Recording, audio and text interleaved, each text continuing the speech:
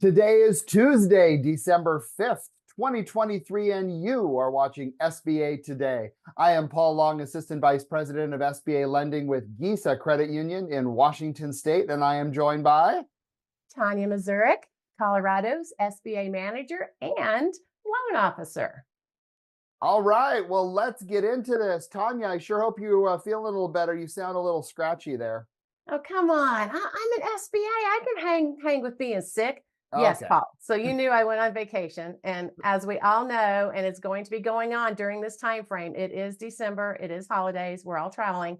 Yep. Getting on that metal bucket of germs that we call planes. Yeah, I think we're gonna be seeing a lot of this, but hey, Tis we're the SBA, we're tough. season.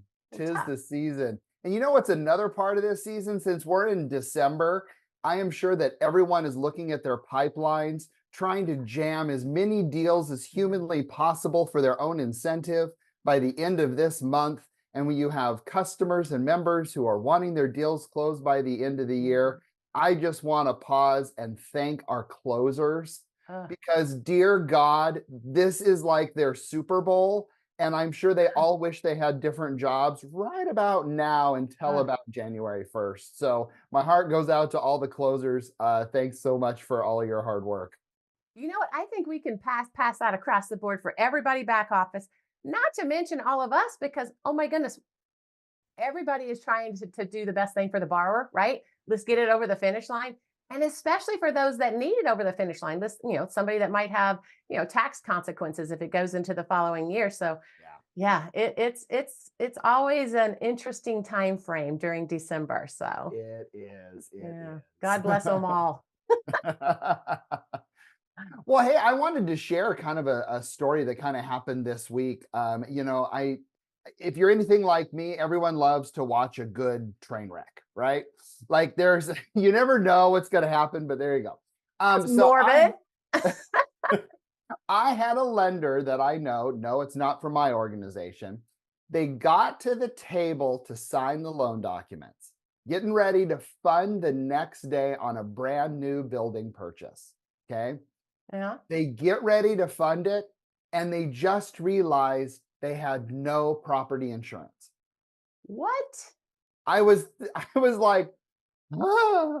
And again, it's a new property, so it's not like you can just magically get insurance, within like 24 hours Oh, usually why on not? Come on. commercial I building. mean, insurance companies are quick. Right, absolutely. So I just, oh man, my heart went out to this borrower, and I just heard the stories behind it, and Yes. so just kind of a make sure that you are using your checklist. Make sure your processors are doing what they need to do. And what a horrible customer service issue that they ran into. Well, yeah, because the borrower, I mean, think about it. The borrower, they're being guided by us as the lenders Yep. as to what they need when they come to that closing table. So, you know, I mean, I don't know who you're speaking of, right? But who is at fault with something like that? Right. I know. Would it be the borrower? Would it be the lender? Um, I is it, there let's be real. There is going to be some blame on the borrower because yeah, hello, you're buying a building and you didn't think about insurance? I mean, come on, guys. true, true. So I don't know. Yeah. I just wanted to share that with you guys just as a reminder on that, especially as we go through, SBA lending. We have Yeah. issues with life insurance, right, Tanya? Oh my. You ever Okay. had that So issue? that one is a challenge often here at the bank. And that's a great thing to bring up actually is life insurance because many don't realize that many banks are requiring life insurance when it comes to deals that are being done, especially if there's like some collateral shortfall. Oftentimes what will happen is a bank will try to shore it up a little bit if there's like a specific you know uh the party that's getting the loan, it's an integral part of the business. It's not like if Absolutely. something happens to them and they pass, God forbid, Yeah. that somebody else can just take over their role. So oftentimes we'll require life insurance. Now, that takes a minute. I don't know about you, Paul, and who your borrowers use and how you guys do it. I try to send out, at least two or three different options as far as companies that I know one, know what they're doing on life insurance when it comes, especially to key man. It's not the same as Yeah. personal life insurance. And I've had many of my borrowers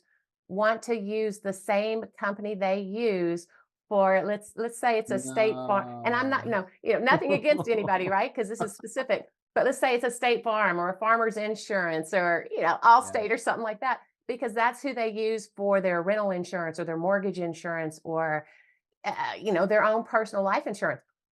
That is typically a different department. And so what we ran into is they want to use those guys, and it comes down to back and forth and not knowing how to get the assignment Yeah. language correct for what we need. Have you ran into something like that? I'm going with it right now. I have a business in Yeah. Oregon that I'm working on, and he went with his insurance agent. Mhm. And I encouraged him to use some of our many friends in the SBA Yeah. industry that do really quick and great job with insurance. He's like, "No, I got my guy." Oh boy, we're still waiting on the Yeah. assignment. I'm pretty much done with my end. I just need to get that in order to close. So yeah, just as a friendly reminder, we have a lot Yeah. of amazing SBA insurance industry professionals within our industry that work directly with and can Mhm. do those quick close deals. Definitely just be careful with life insurance, and of course Mhm. the landlord consent. God, how many times have you got to the closing table and you're still waiting for the landlord to sign it, to even Mhm. decide if they want to sign your form or if they have their form? Or, I mean, how many times have you pulled your hair out over those types of things? Well, and you know what's crazy? If I get a deal in time up front, they haven't signed a lease. One, I want to look at the lease Yep. or any of the language in there to see that if there's going to be an issue Yep. with our bank and or SBA. The second piece is that landlord consent.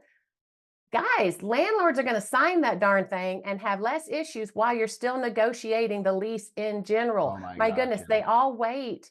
I don't know if it's lenders often or if it's the borrowers that wait to give it to the leaseors.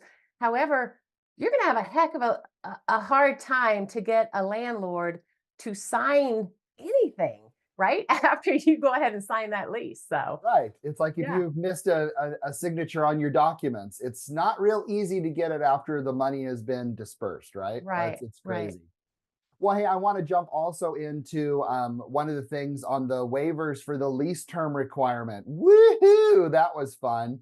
So, I'm still a little bit confused on it, but generally speaking, lease terms are always for the life of the loan, or at least you have options for the life of the loan. Right. And it looks like in the 7.1, they really didn't clarify that. So now they're in some massive waivers. Poor Ginger and her team are doing that. But then you still have some businesses that are like HVAC, online warehouse, where Right. again, it doesn't matter where you are. And so that's why that waiver's around there. Now, hot off the press, just so you know, I was on a call yesterday with some of my SBA manager friends in my area. And a little birdie said that there is going to be an update to that here in the next week Yes. through a procedural notice in order to clarify that. So Well, I that'll think they've gotten many of us reaching out to them saying, "Hey, this makes absolutely 0 sense." I don't think they intended it when they put that in there, and they recognize that pretty they quick, never do. which is really awesome that they're recognizing, they're not waiting, to do anything about it. They are very much on top of it. And my heart really goes out to those individuals who actually have to sit there and write out SBA SOP policy. I mean, could you imagine what that job's like? Like, One word, one what a word can disaster. change the whole interpretation to where we're out here going, "Uh, what just happened?" Oh, it's crazy. I know. Yeah, Absolutely. yeah. So hopefully we'll have a resolution for that lease term requirement and get that all taken care of. So Yeah, and I think we will because I mean we've ran into that, and I'm sure you have too. We ran into that over the course in general. But yeah, I mean, I don't think to require a 10-year lease, like you said, on an HVAC company or on, an yeah, online warehousing or something along that can be really anywhere yeah, because there's no customers walking in. yep. Um, I think that. I think that's great that they're taking it on and they're going to take that out. So we're not going to run into that issue anymore. Absolutely. Yeah. Well, again, we always want to hear your thoughts. Where did we get it right? Where did we get it wrong? Leave us those comments down below. Give us those ideas of what you want us to talk about. There's plenty to talk about in SBA lending, as every week is a new joy for our industry. And who knows what Christmas present we will receive from the SBA. So I want to thank you all for watching another episode of SBA Today, and we will see you next Tuesday, 2 o'clock Eastern Time here on LinkedIn. We Have a look forward great to it. We'll day. see you then. All right.